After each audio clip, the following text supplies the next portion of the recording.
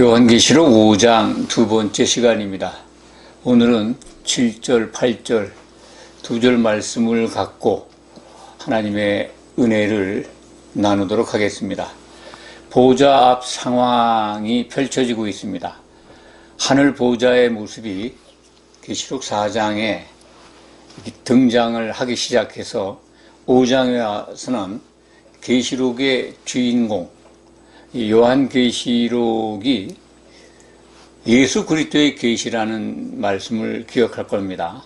계시록 1장 1절에 기록되어 있습니다. 예수님이 어린 양의 모습으로 보좌 앞에 등장을 합니다. 그것이 이제 지난 시간에 우리가 살펴본 계시록 5장 6절에 기록되어 있습니다. 그 등장한 어린 양께서 7절에 와서는 이 보호자에 앉으신 이의 손에서 두루마리를 취하셔서 이제 인을 떼려고 하는 그런 모습입니다. 근데 실질적으로 인이 떨어지는 건 5장에서는 시작이 안 되죠. 다만 오늘 말씀의 상황은 그 보호자 상황 속에서 어린 양이 등장을 하고 있다는 것, 그리고 어린 양 앞에 24장로와 네 생물이 엎드려서 경배하면서 찬송하려고 하는 모습을 보여주고 있습니다. 네 생물과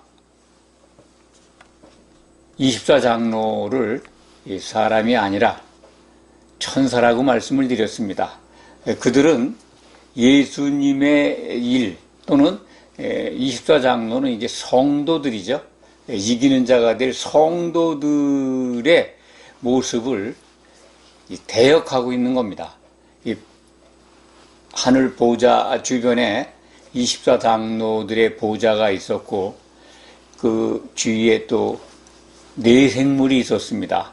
그리고 보좌 앞에는 하나님의 7영이 있었습니다. 오늘도 그 상황이 계속 이어지고 있는데 거기에 이제 어린 양이 등장하는 겁니다. 어린 양이 아마 보이지 않았을 것 같습니다.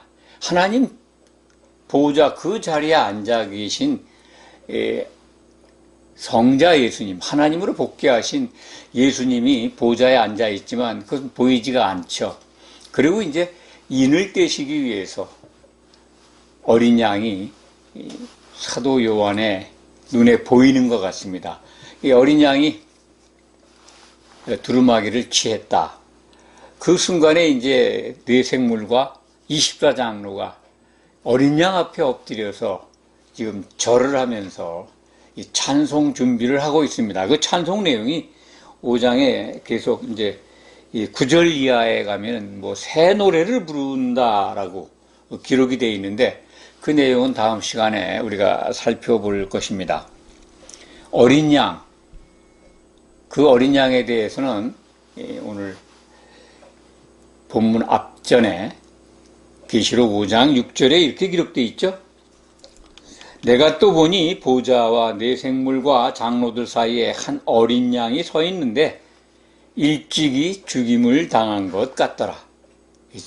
일찍이 죽임을 당한 어린 양이라는 겁니다. 어떤 어린 양이냐? 사람으로 오셔서 유월절 제물로 하나님께 바쳐진 구약 성경에 기록되어 있는 유월절 그 어린 양. 구약 성경에서는 어린 양이 모형으로 짐승이죠. 실질적으로 어린 양이죠. 짐승 어린 양이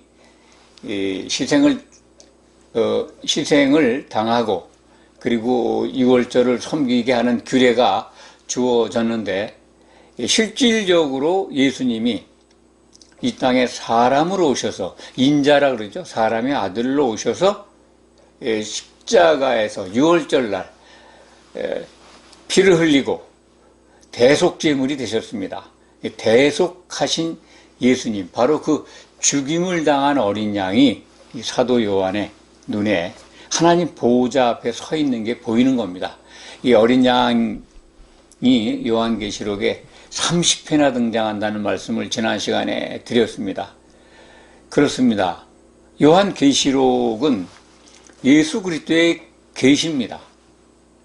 하나님이 예수님께 주셔가지고 예수님께서 계시를 통해서 사도 요한에게 보여주고 사도 요한에게 기록하라고 본대로 기록해서 이것을 공개해라 라고 하는 그리스도의 계시, 그것이 바로 요한계시록입니다. 우리는 이것을 이제 봉함되지 않고 오픈되어 있는 책이기 때문에 2000년 전에 기록되어 있는 계시지만 우리는 늘 보면서 주목하면서 그리고 거기에 기록되어 있는 말씀을 따라서 잘 준비해야 합니다.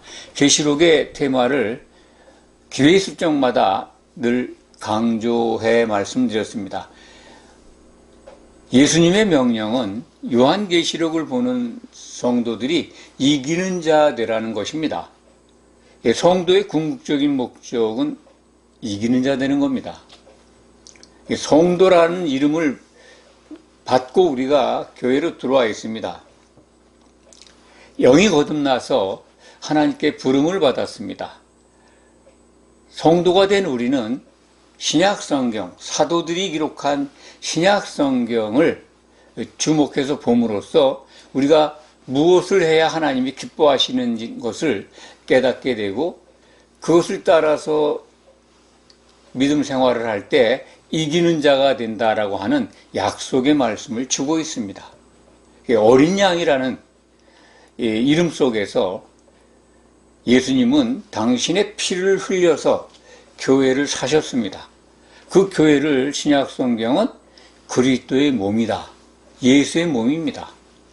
예수의 몸에는 성도들이 부름을 받았습니다. 교회는 예수님께서 자신의 분신들인 사도들을 기초속으로 해서 몸을 세워가고 계십니다. 예수 그리스도의 몸인 교회로 모인 성도들은 그 사도들의 터 위에 세워져야 합니다. 교회는 예수님의 피로 사신 그의 몸이기 때문에 우리는 그의 피에 힘입어서 예수님의 몸을 이루어갈 수 있습니다. 같은 말이지만은 그것이 곧 사도들의 터 위에 세워지는 것이라고 신약성경은 증거하고 있고 우리는 그러기 위해서는 반드시 사도들의 말을 들어야 합니다. 신약성경은 그것을 주문하고 있습니다. 예수님은 그것을 위해서 기도하셨습니다. 유명한 겟세마네 동산에서 사도들의 말을 듣고 당신을 위해서 예수님을 향해 나와서 그를 향해 믿을 자들을 위해서 기도하셨습니다. 그들이 다 성령 안에서 하나 되기를 기도하셨습니다. 그 하나 됨으로써 그의 몸으로 세워져 갈 수 있고 그의 몸으로 세워져 감으로써 이기는 자가 될 수 있습니다. 오늘 요한계시록 5장 7절 8절에 보면 두루마리를 취하신 어린 양, 그 두루마리를 취하신 어린 양을 향해서 꿇어 엎드려서 절을 하고 있습니다. 그리고 이 찬송을 준비하고 있는데 그런데 그들이 뭘 가지고 있는지 한번 우리가 살펴볼 필요가 있습니다. 그 두루마리를 취하심에 그 어린 양이 나와서 보좌에 앉으신 이의 오른손에서 두루마리를 취하시니라. 그 두루마리를 취하심에 네 생물과 24장로들이 그 어린 양, 죽임을 당한 어린 양이죠. 유월절 어린 양으로 죽은 그 어린 양 앞에 엎드려 지금 경배하고 있습니다. 각각 검은고와 향이 가득한 금 대접을 가졌으니 이 향은 성도들의 기도드리라. 우리말 번역이 좀 아주 잘못되어 있습니다. 이 향들, 이 향은 그 표현이 이 향이 아니라 이것들이라고 하는 대명사입니다. 대명사이기 때문에 이것들로 번역을 해야 합니다. 그리고 그 대명사가 받는 이 앞에 말은 향이 아니라 금대접입니다. 왜냐하면 헬라 말에는 이 성이 붙어 있습니다. 모든 명사나 동사에. 이 성이라고 하는 건 우리말이나 영어에 없는데 그 단어가 갖고 있는 남성, 중성, 여성을 나타냅니다. 그러니까 모든 언어에 성이 붙어 있습니다. 헬라 말에는. 그런데 여기 이 대명사에도 붙어 있습니다. 이것들입니다. 이것들은 이 그 단어의 성이 중성입니다. 남성도 아니고 여성도 아니고 중성입니다. 그런데 그 앞에 검은고와 향, 또 금대접이 있는데 거기서 중성이 향입니다. 향. 그러니까 이것들은 할 때는 향을 가리키고 있는 대명사입니다. 그래서 향이 가득한, 중성명사 향이 가득한 금대접은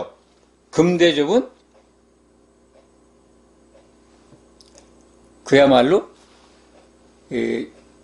기도라는 뜻인데 여기서는 그건 어떻게 아느냐면 금대접은 성이 여성명사입니다. 그러니까 금대접이 기도들인데 이향이라고 한 그 대명사가 중성명사이기 때문에 금대접이 향이 될 수가 없습니다. 기도가 이 성도들의 기도를 지칭하는 것은 금대접이다 하는 것을 알 수가 있습니다. 여기서 그러니까 이 금대접은 기도라고 하는 우리들의 그 향을 담는 그릇으로 이해하면 됩니다. 그러니까 이것들, 그건 향입니다.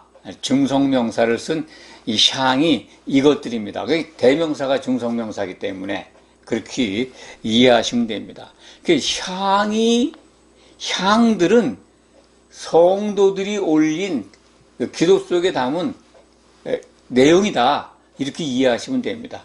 그렇기 때문에 여기서 이제 오늘 말씀이 이 8절에 기록되는 이 말씀이 매우 중요하기 때문에 그 부분만 중점적으로 말씀을 드리겠습니다. 계시록 8장 3절에서 5절에 가면은 이 성도들의 기도가 이 하나님 보좌 앞으로 올라가서 그 제단에서 이 금향로에 담겨서 하나님께 올라가지는 장면이 있는데 거기에 이 향이 이 대접에 담겨서 올라갑니다. 그러니까 대접은 성도들이 함께 올리는 기도인데 그 기도 안에 향이 있어요. 향이 올라가요. 그 향을 받으시는 겁니다. 하나님이. 그 향이 어떤 향이냐? 어떤 향을 의미하느냐? 그것은 출애굽기 30장에 기록되어 있는 이 향단에 비치할 그 향 재료 만드는 법. 그것이 이제 출애굽기 30장 34절 이하에 기록되어 있는데 거기에 보면은 향을 만드는 재료 5가지가 들어갑니다. 그 5가지를 살펴보면 이것이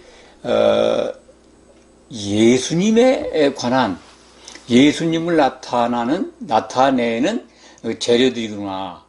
이게 향이라고 하는 거는 이제 구약시대 성전 안에 들어가서 하나님께 나아갈 때 이 향을 피워야 합니다. 그것은 뭐 이제 대속제일에 아론이 1년에 1차례씩 대속제일 아시죠? 유대력으로 7월 10일입니다. 그날 그 금향로에다가 향 재료를 이렇게 손에 들고 금향로를 들고 들어가서 그 지성소에서 그걸 향연을 피워야 합니다. 그래서 그 속죄소 식은 자를 가려야 대제사장이 죽지 않습니다. 그러니까 하나님께 갈 수 있는 길은 그 연기를 가지고 향기를 가지고 들어가야 됩니다. 향기죠. 예, 그러면 그거는 지금 이 시대에 우리가 하나님께 나아갈 수 있는 방법, 그리스도의 피를 가지고 가지 않으면은 나아갈 수가 없습니다. 그래서 구약 제사의 대제사장이 지성소에 들어갔던 모습, 그 뭐 속죄일날 1년에 한 차례씩 들어갔지만 그 모습이 계시록 8장 3절부터 5절 사이에 실질적으로 그것이 이루어지는 것을 미리 보여주고 있습니다. 물론 그 대속죄일에 이 향을 피우는 그 장면이, 그리고 나서 그것을 쏟는 장면이 나오는데, 거기에 보면 이제 뭐 천둥, 우레, 지진 이런 것들이 등장을 합니다. 결국은 이제 지진이라고 하는 것은 심판이죠. 그리스도의 심판을 상징합니다.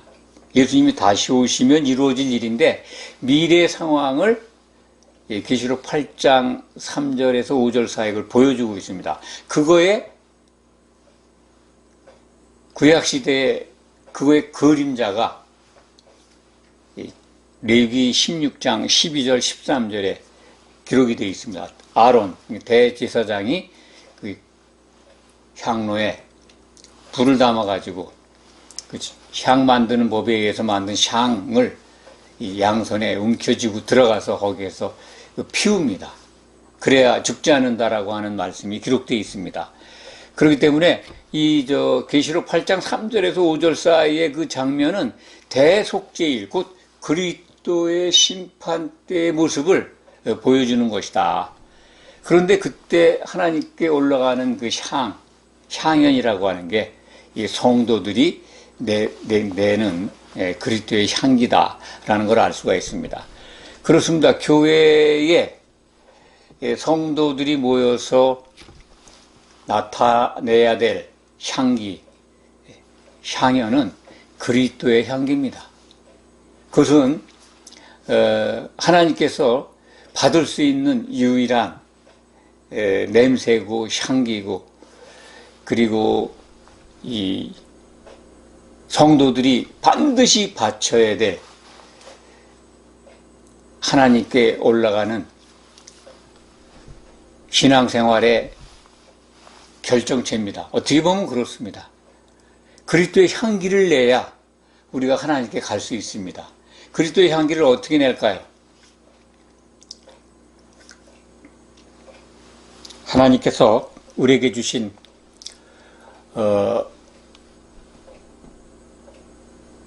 성령 안에서 우리가 하나가 됐을 때 우리는 그리스도의 향을 낼 수가 있습니다. 물론 하나님께서 예수님을 통해서 우리에게 주신 새 계명, 서로 사랑하라고 하는 예수님의 새 계명, 그것을 지키기 위해서는 성령 안에 있어야 합니다. 성령 안에 있다고 하는 것은 성령 세례 속에 있다는 겁니다. 성령 세례 속에 있으려면은 그리스도의 이름으로 모여야 합니다. 예수의 이름으로 모인다는 것, 마태복음 18장 20절에 기록되어 있습니다. 두세 사람이 내 이름으로 모인 곳에 내가 함께 있겠다고 하신 말씀. 예수님은 셋째 하늘 보좌, 하나님 보좌 그 자리로 복귀하셨습니다. 그렇기 때문에 교회로 모인 우리들이 예수의 이름으로 모이면 우리와 함께 하실 분은 그의 이름으로 오신 성령입니다. 그것이 성령 세례를 받는 유일한 통로입니다. 예수님의 이름으로 모인다는 게 예수님의 생각으로 모이는 겁니다. 예수님의 뜻과 목적에 부합해서 우리들 각자가 갖고 있는 생각들을 버리고 예수님의 생각으로 같아질 때, 그렇게 같아진 자들이 모여서 예배를 드리고 기도하고 찬송할 때 성령은 우리를 더욱 하나 되게 하십니다. 그 하나 되게 하신 그 역사의 증거가 우리가 드리는 기도, 그 속에 향기가 담겨 있는 겁니다. 예수님의 것으로 향이 만들어져서 하나님께 올라갈 수가 있습니다. 향이 없으면 그러니까 우리가 드리는 기도가 하나님께 도달하지 않습니다. 오늘 그 계시록 5장 7절 8절과 계시록 8장 3절에서 8장 3절에서 5절 이 말씀은 연결되어 있습니다. 그래서 우리가 드리는 기도, 그 기도가 기도 속에 담긴 게 그리스도의 향이어야 되는데 그 향이 있어야 하나님께 올라간다. 그 올라가지 않으면 하나님께 도달이 안 됩니다. 그럼 그 향을 담으려면 어떻게 해야 되느냐? 조금 전에 말씀을 드렸습니다. 교회에 들어와 있는 우리 성도들이 하나님이 기뻐하시는 바대로 신앙생활을 해야 되는데 특히 예수님이 가르쳐 주신 주기도문에 입각해서 기도해야 합니다. 주기도문 기도는 개인적 기도를 가르쳐 준 게 아닙니다. 가르쳐 주신 게 아닙니다. 주기도문은 개인적 기도를 가르쳐 주신 게 아닙니다. 우리가 함께 모여서 우리라고 하는 하늘들에 계신 우리 아버지요, 우리 아버지요. 참 우리를 시험에 들게 하지 마옵시고 우리를 그 악한 자에게서 구하시옵소서라고 하는 기도가 이 복수입니다.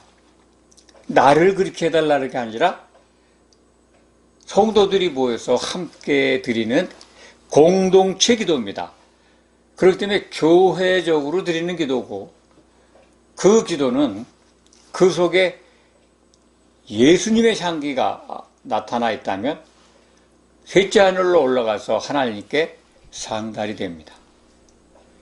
만약 우리가 드리는 기도 속에 향기가 없다면 하나님께 셋째 하늘까지 올라가지 않을 겁니다. 왜냐하면 성경에 그렇게 기록되어 있으니까요.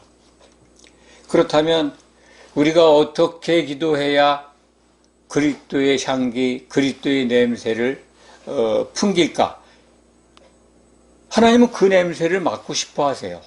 현재 우리 신앙생활하고 있는 교회에 모여있는 성도들의 기도를 그런 냄새가 난 그리스도의 향이 나는 기도를 받고 싶어 하십니다. 그 향기가 올라가야죠. 그 향기의 내용을 보면 출애굽기 30장 34절 조금 전에 말씀을 드렸습니다만 그 향재료, 향을 만드는 재료 속에 담겨있는 그리스도의 특징들을 그리스도를 상징하는 것들을 좀 이해해야 합니다.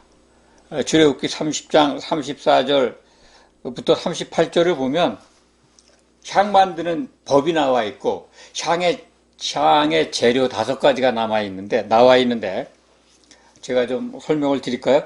이게 소합향이라는 게 있습니다. 소합향, 나감향, 풍자향, 그리고 유향, 소금 이 5가지를 가지고 향을 만들어서 항상 끊어지지 않도록 향을 피우라는 명령을 하고 있습니다. 그 향의 내용들을 보니까 그것은 예수님을 지칭하는, 예수님을 나타내는 것들입니다. 소합향, 그 나무에 상처가 나면 그 나무에서 진액이 나와서 그 상처를 덮습니다.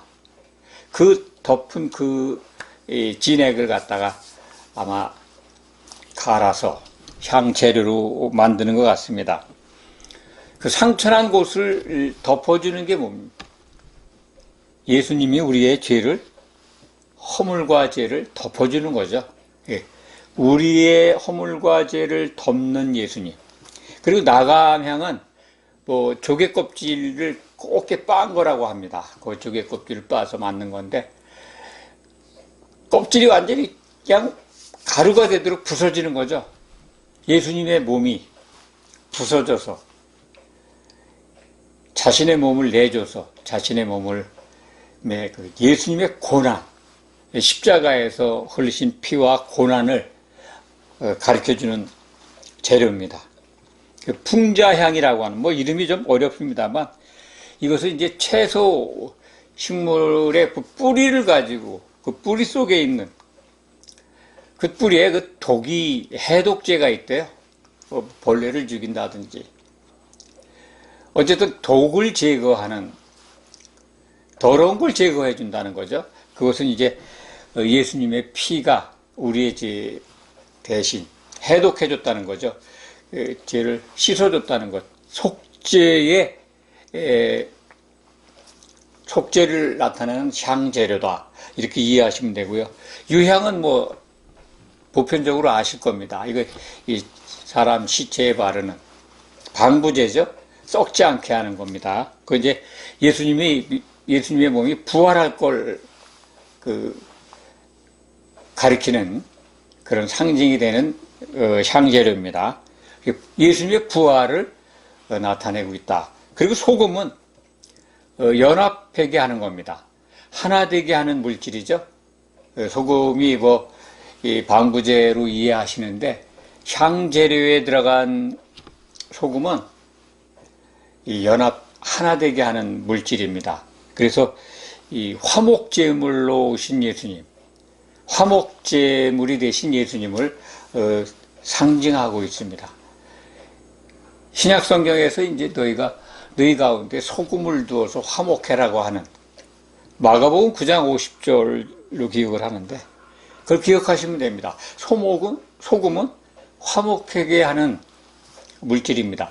이런 그 5가지 재료를 섞어서 향을 만드는, 그래서 그거를 항상 성소에서 끊이지 않도록 그 향을 내도록 명령받고 있고, 속죄일에는 대제사장이 그것을 가지고 들어가서 속죄소, 지성소에서 향을 피도록, 그런 다음에 하나님을 만날 수 있습니다. 그러니까 하나님을 만날 때 이 그리스도의 향이 필요한 거예요. 그게 없으면 죽습니다. 그러니까 우리가 드리는 기도 속에 이 예수님의 향기가 들어있어야 하나님께 상달이 되는 겁니다. 하나님을 만날 수가 있습니다. 하나님이 기다리는 기도입니다. 기도의 알맹이죠. 향기죠. 성도들이 교회로 모인 우리가 기도를 통해서 하나님께 올려야 될 것은 바로 이 그리스도의 냄새입니다. 그리스도의 냄새가 나지 않는 기도는 하나님이 받을 수가 없어요. 그래서 이 기도에 대한 말씀을 오늘 강조해 드리는데, 이 어린 양이 두루마리, 큰 두루마리죠. 10장에 가면 이제 작은 두루마리가 나타나는데, 이 큰 두루마리의 인을 떼서, 그래서 하나님의 계시, 예수 그리스도의 계시를 우리에게 알려주시는 일을 시작하게 됩니다. 이제 6장에 가면은 첫째인, 둘째인 해가지고 계속 떨어지죠. 5째인이 떨어지고 6째인까지 떨어집니다. 6째인이 떨어지면 그때 나타나는 게 이제 그리스도의 재림 상황이 요약되어 있습니다. 이런 것들을 우리가 이제 요한계시록을 통해서 하나님이 계획하신 모든 일, 그리고 예수님이 장차 행하실 모든 일정들을 미리 보게 됩니다. 그걸 봄으로써, 예수님의 계시를 미리 봄으로써 하나님의 의도를 알고 하나님의 계획을 알고, 그래서 우리는 이기는 자가 되는 길을 따라서 가서 하나님께 영광을 돌리고 예수님이 다시 오실 때 승리의 면류관을 받고 하나님을 찬송해야 합니다. 이런 것들을 미리 보여주신 목적이 딱 한 가지입니다. 교회에 들어와 있는 성도들에게 계시를 통해서 이것을 봄으로써 이기는 자 되라고 하는 하나님의 말씀을 받으라는 겁니다. 그래서 실족하지 말고 하나님께 영광이 되고, 우리도 하나님이 계획하신 모든 그 놀라운 복들을 누리는 하나님의 아들들, 그리고 궁극적으로 예수 그리스도의 아내, 혼인날 혼인식을 치르게 될 어린 양의 신부로 준비되어야 합니다. 이것이 계시록을 우리가 주목해서 보는 목적이고, 또 신약 성경을 주목해서 보는 목적이기도 합니다. 우리가 왜 신앙생활합니까? 성경을 왜 봅니까? 이기는 자 되기 위해서 하는 겁니다. 그런데 그리스도의 향기는, 지금까지 말씀드린 걸 잘 들으셔서 짐작을 하셨을 겁니다. 그리스도의 향기는 혼자 낼 수가 없다는 겁니다. 교회로 성도들이 모여서 함께 그리스도의 향기를 낼 수 있습니다. 그래서 예수님은 당신의 이름으로 두세 사람이 모인 곳에 거기에 함께 있겠다고 약속하신 겁니다. 그리고 주기도문, 하나님이 꼭 받고 싶어하는 기도입니다. 그것을 위해서 기도하라고 주님은 가르쳐 주신 겁니다. 아버지를 구하라고 하는 주기도문입니다. 주님이 가르쳐 주신 기도입니다. 핵심은 아버지를 구해라. 아버지께서 기뻐하는 기도를 드리라는 겁니다. 아버지께서 기뻐하는 기도를 드려야 그리스도의 향을 낼 수가 있습니다. 그런데 그것은 혼자 드리는 게 아니라 교회라고 하는 영적 공동체적인 기도 속에서만 그리스도의 향을 낼 수가 있습니다. 이걸 꼭 기억하시기 바랍니다. 그래서 예수님이 새 계명을 주신 겁니다. 서로 사랑하지 않으면 함께 모여서 예수님의 생각으로 같아질 수가 없습니다. 꼭 사랑해야 합니다. 그래야 그리스도의 향기를 함께 낼 수가 있습니다. 그리스도의 향기를 내는 기도를 하는 성도들이 이기는 자가 되는 겁니다. 기도하겠습니다.